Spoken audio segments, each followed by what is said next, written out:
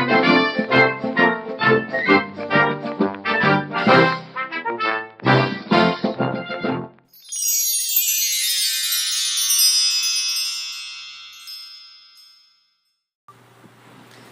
art of surfing the crest of the wave.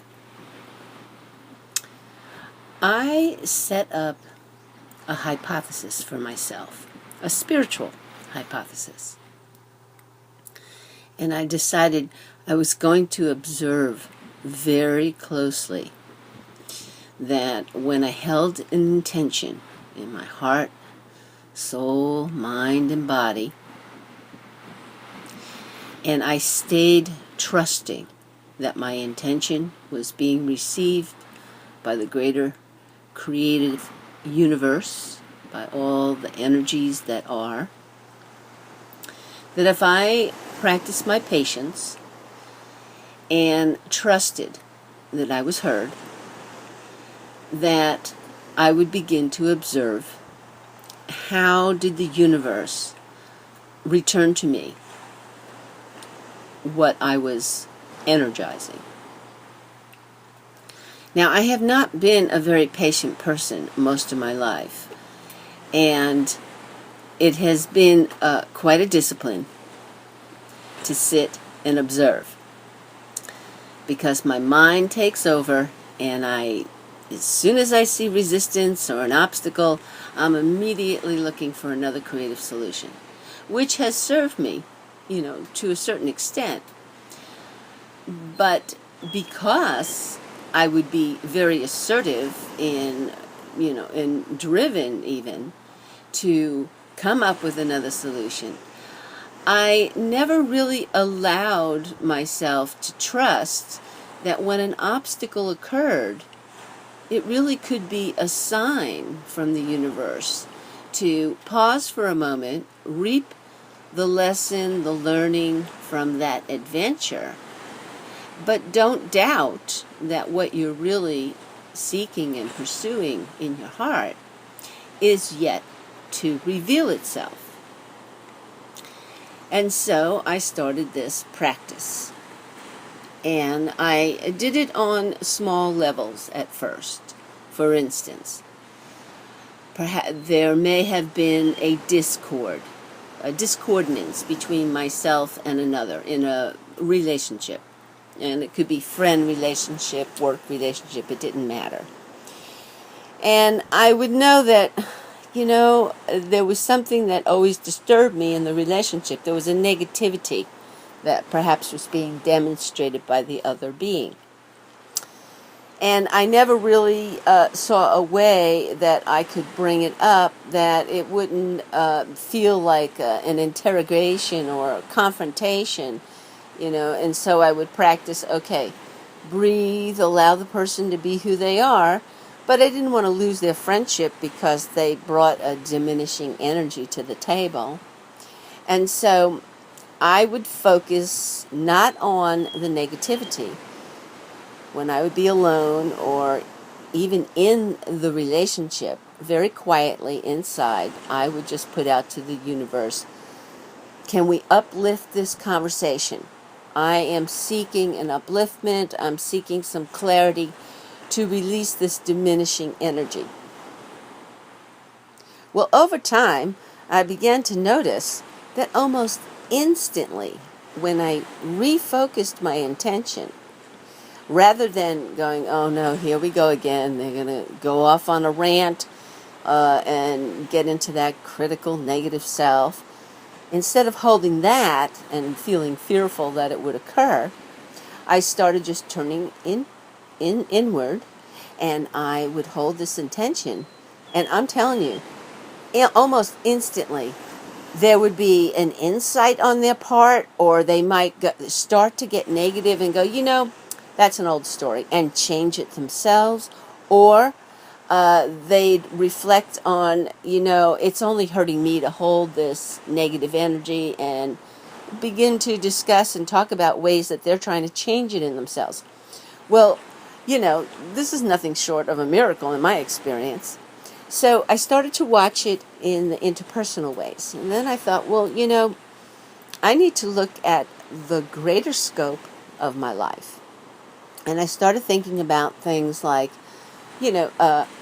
perhaps work projects, employment projects that I might be seeking, or some kind of monetary upliftment, or a creative project, or just, simple things in my life, even finding a place to live.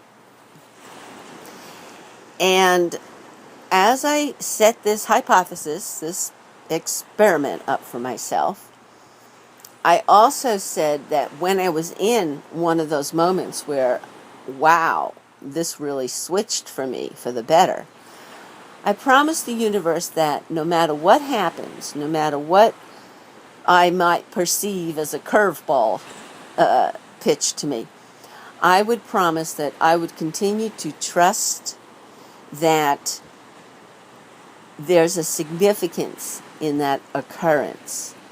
And even though I may go into a disillusioned space or disappointed, I promised the universe that if that occurred, I would examine it as solely my own personal responsibility as having a reaction, and that I would seek to heal that reaction and come back to a place of calm and peacefulness, and the affirmation, and I actually expanded the affirmation to I love, I trust, and I have.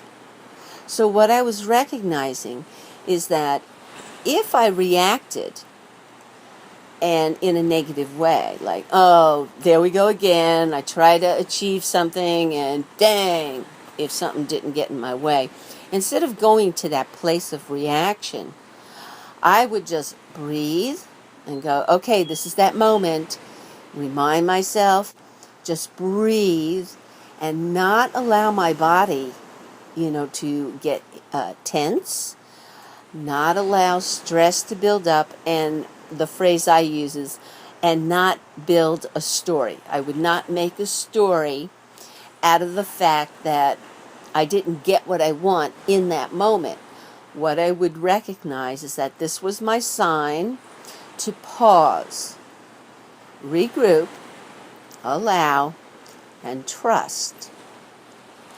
Well, I have to tell you, I've been doing this for several years, and I've been in some really precarious situations. I mean, even as recent as maybe 3 years ago, I had flown to Morocco.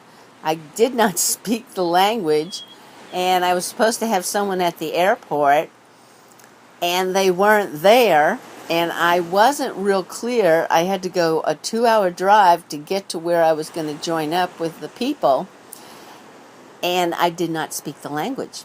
And I took some serious downtime there and went, okay, there's a way through this. Well, I used this process. So what I'm saying is that I've been in some very challenging situations where, the first impulse is to get scared, is to get fearful, or to get angry and upset, or rejected. So I've been practicing this. And, of course, I've had to become very patient. And so what I have noted over time, which is why I call this session Riding the Crest of the Wave, Surfing the Crest of the Wave, is that the energetic field that we live in has an infinite amount of probabilities. However, if one really knows that you are in oneness with this energetic field, you are in oneness with creation. We are all source. And you also recognize that there really is a law of physics. There's a law of the universe and it's the law of attraction. And so, in that regard, we become the responsible agents. When we look at our reality, no matter what aspect of it we look at, we are co-creators of it. And yes, it does include some very hard things. Excuse me. It includes experiencing crisis. It includes, losing a loved one. It goes on and on. However, it also includes all the uplifted moments. So when we say we're a co-creator, if we go back to I love, I trust, and I have, and we don't create a story when a challenging situation occurs, we don't allow our body to get stressed out, and we don't adopt an emotional mental loop in our minds. If we can stay in that place of breathing and relaxing and knowing that this is just a sign to pause, even if it's a challenging situation, we all know that in order to move through and make the right decisions in any challenging situation like a crisis, that if we're calm, we have a lot more wherewithal of how to approach it and how to make the right choices. And so what I have noted is, and I've had those challenges, is that when I do this, first of all, I have not wasted any of my health energy in creating the story and being stressed out. And if my being is wanting to go to, I want to get really angry about it or what have you, that's the time to really self-reflect, because there you are, co-creating. How do you want to respond to this? Now, when we get angry about a situation or fearful, and we really take the time to go inward and examine why or what is it in our emotional being that's responding that way, we will usually find the grain of truth. And the grain of truth usually goes to a place of being afraid, not trusting that we will get our need met or that we will get through this. And when we're angry, it's usually we're very hurt. And that's an opportunity to really sit and go, why do I feel so hurt? And when we breathe through these emotions, really what we're doing is the emotional body is sensations. So we're breathing and allowing the sensations to just come to peace. And then we come to a clear space to make a decision. Now, if somebody has offended you, you may have to make the decision that, yes, you were hurt, you got offended, all right? But you also know better than to react and create drama. But you may have to use your discernment and make a decision to no longer have that person in your life. So these are the other pathways that open up to us when we just pause. And then we haven't engaged in some kind of squabble or argument that just exhausts all parties and it just stresses your body out. We're actually taking responsibility for how we feel and then how we make choices. But just because we may get into yet another relationship and that same issue comes up, that does not mean we have failed. The way the universe works is if we are asking for something and these kinds of challenges occur, they are really opportunities to practice so that we get better at not giving away our power by getting stressed, but we are learning and becoming discerning, and we always get another piece of the understanding. It's not that you let go of your goal or your ambition, desire, need. You can still keep your focus on where you want to get to.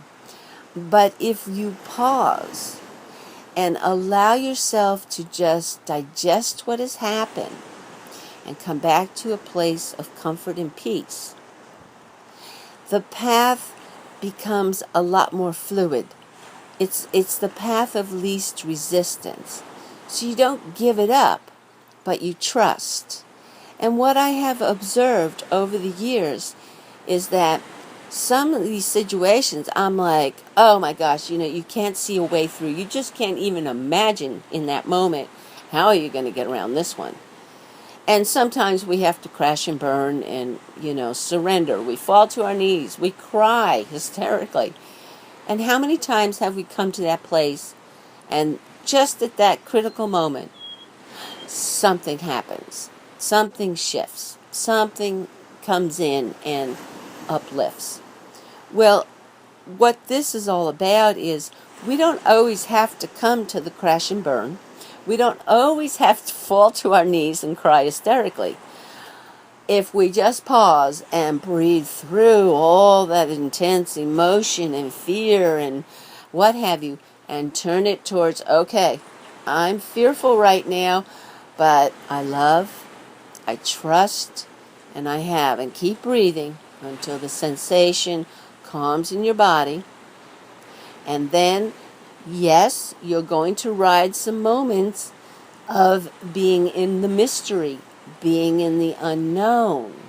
And that's why we have to cultivate trust, because you have to trust the universe knows exactly what you need and want.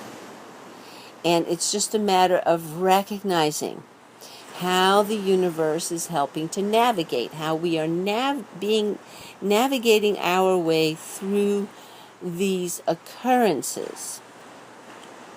Now, there's going to be moments where maybe you have your eye on a particular person, like you are dead set, or maybe I shouldn't use dead set. You're passionate. This is the person you want to have a relationship with. And you're just fixed on that. And everything is obstructing that. Everything is moving you in the opposite direction, and you're just like in a fit over it. And you come to this place, you go, okay, I surrender. I'm just going to get chilled out about this. I'm just going to relax. The universe knows I'm really looking for a partner. I'm just going to trust. And lo and behold, what happens? Someone else comes into your life. You really do meet the person that is perfect for you to be hanging out with. These are the kinds of occurrences that can happen. But when we get a fixed idea of what we want and how we're going to do it, and we basically are asserting our will so fiercely, that's not quite in alignment with what creation really is offering. Creation is saying, you can surf the crest of the wave all the way, but you have to recognize surfing the crest of the wave is sitting calmly and trusting when you don't get what you want, but it's only because you're not seeing the steps that are bringing you to what you want. So when those challenges come, one must find comfort in not knowing, in the uncertainty, but the trust that in that energetic field, the probabilities are, they're working, they're reconfiguring and recalibrating. And if you just allow those moments and stay alert, always be looking around you and listening for the synchronicities, for those signs that say, hey, look over here. Hey, do this. It's those magical moments. Those magical moments when, you've been really, you've been wanting to find a car that you can afford, right? And you're sitting at your house, and all of a sudden you go, oh my gosh, I've got to go to the library right now and pick up that book I've been really wanting to read. And you just, your impulse, you're in the flow, and you go to the library, and what's sitting outside? Your dream car with a for sale sign on it. Okay? Or even better yet, your dream car. And someone's like, I got to get out of town fast. Can you just take care of this thing? These magical moments are everywhere.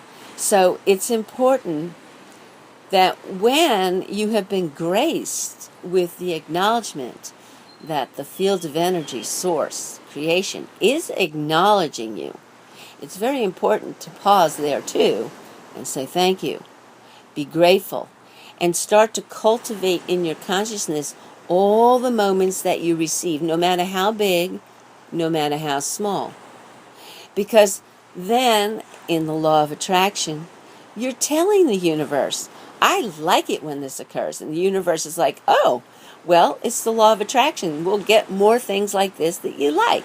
It's the sensation in your body that the universe is responding to.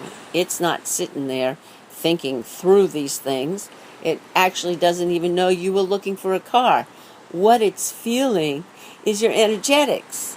It's feeling a sensation in your being that is putting out a call to the sensation of a car. There's an affinity that you're energetically projecting.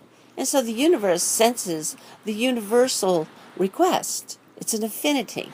And so then the magic of the universe, the infinite probabilities, start to regurgitate and realign and recalibrate to return to you, to co-create with you.